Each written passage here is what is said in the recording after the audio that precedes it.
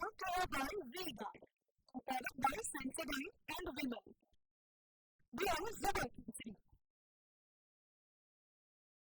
લોકસભા ચૂંટણીના પરિણામ બાદ ફરી એક વખત ઈવીએમ કઠેડામાં ઊભું છે।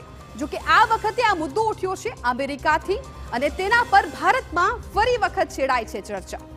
લોકસભા ચૂંટણી દરમિયાન વિપક્ષે ઇલેક્ટ્રોનિક વોટિંગ મશીનનો મુદ્દો જોરદાર રીતે ઉઠાવ્યો, પરંતુ ચૂંટણી પરિણામો જાહેર થતાં જ આ મુદ્દો ગાયબ થઈ ગયો। હવે કોંગ્રેસ નેતા રાહુલ ગાંધીએ ફરી એકવાર ઈવીએમને લઈને સવાલ ઉઠાવ્યા છે। કેસરિયાથી મન જોગી થયું રે, દિલ ઝૂમે જુઓ મત મસ્ત થયું રે, કેસરિયાથી મન જોગી થયું રે। હર પળ મનાવો કેસરી તહેવાર, વિમલ બોલો જુબાન કેસરી। વિશ્વના સૌથી ધનાઢ્ય ઉદ્યોગપતિ એલોન મસ્કની પોસ્ટને ફરીથી પોસ્ટ કરતા રાહુલ ગાંધીએ એક અખબારને ટાંકીને કહ્યું કે ભારતમાં ઈવીએમ એક બ્લેક બોક્સ છે અને કોઈને તેને તપાસવાની મંજૂરી નથી। અમારી ચૂંટણી પ્રક્રિયામાં પારદર્શિતાને લઈને ગંભીર ચિંતાઓ કરવામાં આવી રહી છે। જ્યારે સંસ્થાઓમાં જવાબદારીનો અભાવ હોય છે ત્યારે લોકશાહી ઢોંગ બની જાય છે અને છેતરપિંડી થયાની શક્યતા વધી જાય છે। રાહુલ ગાંધીએ પોતાની પોસ્ટમાં મુંબઈની ઘટનાનો પણ ઉલ્લેખ કર્યો છે।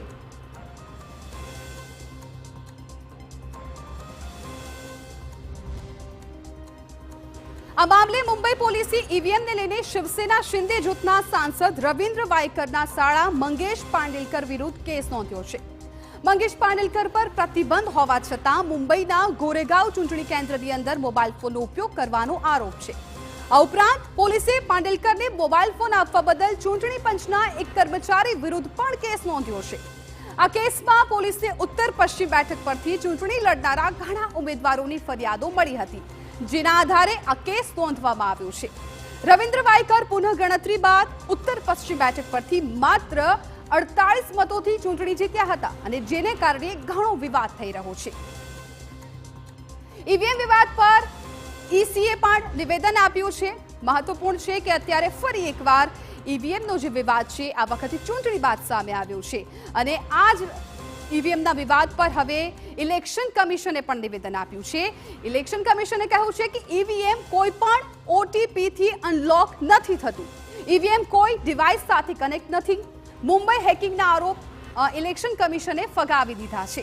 એટલે હવે સ્પષ્ટ થઈ ગયું છે ઇલેક્શન કમિશનના આ નિવેદન પરથી કે કોઈ પણ પ્રકારની છેડછાડ નથી થઈ। ओटीपी नहीं आता है।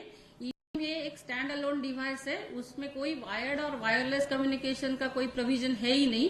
सो जो ये जो न्यूज़ है वो गलत न्यूज़ है और किसी भी आधारहीन न्यूज़ है without any verification. In fact, other day some reporter from Midday, I think the same one who has, I tried explaining him that it is no way related, कि मोबाइल से कुछ नहीं होता है। इट्स जो counting procedure होता है वो रिजल्ट सेक्शन में प्रेस जो बटन होता है रिजल्ट बटन वो प्रेस करने के बाद ही डिस्प्ले होता है। જો કે વાસ્તવમાં મસ્કે યુએસ પ્રમુખપદની ચૂંટણી ઇલેક્ટ્રોનિક વોટિંગ મશીન એટલે કે ઈવીએમથી ન કરાવવાની સલાહ આપી છે। સોશિયલ મીડિયા સાઇટ એક્સ પર લખેલી પોતાની પોસ્ટમાં તેણે કહ્યું કે ઇલેક્ટ્રોનિક વોટિંગ મશીનને નાબૂદ કરી દેવા જોઈએ। માનવીઓ અથવા એઆઈ દ્વારા તેને હેક થવાનું જોખમ છે। જો કે આ જોખમ ઓછું છે પરંતુ તે બહુ વધારે છે। ભારતીય ઇલેક્ટ્રોનિક વોટિંગ મશીન એટલે કે ઈવીએમને લઈને એલોન મસ્ક અને પૂર્વ કેન્દ્રીય પ્રધાન રાજીવ ચંદ્રશેખર વચ્ચે શબ્દ યુદ્ધ શરૂ થઈ ગયું।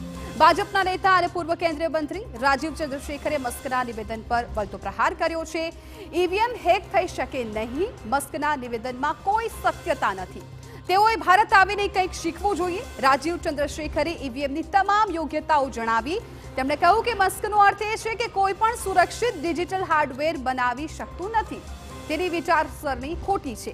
ભાજપ નેતાએ કહ્યું કે મસ્કની વિચારસરણી યુએસ અને અન્ય સ્થળોએ લાગુ થઈ શકે છે જ્યાં તેઓ ઇન્ટરનેટ સાથે જોડાયેલા વોટિંગ મશીનો બનાવવા માટે નિયમિત કમ્પ્યુટર પ્લેટફોર્મનો ઉપયોગ કરે છે, પરંતુ ભારતીય ઈવીએમ કસ્ટમ ડિઝાઇન, સુરક્ષિત અને કોઈ પણ નેટવર્ક અથવા મીડિયા સાથે જોડાયેલું નથી।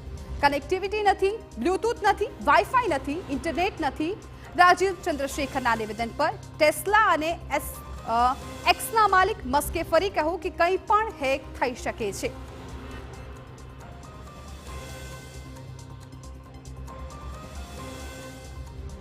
software by Vega, powered by Sensodyne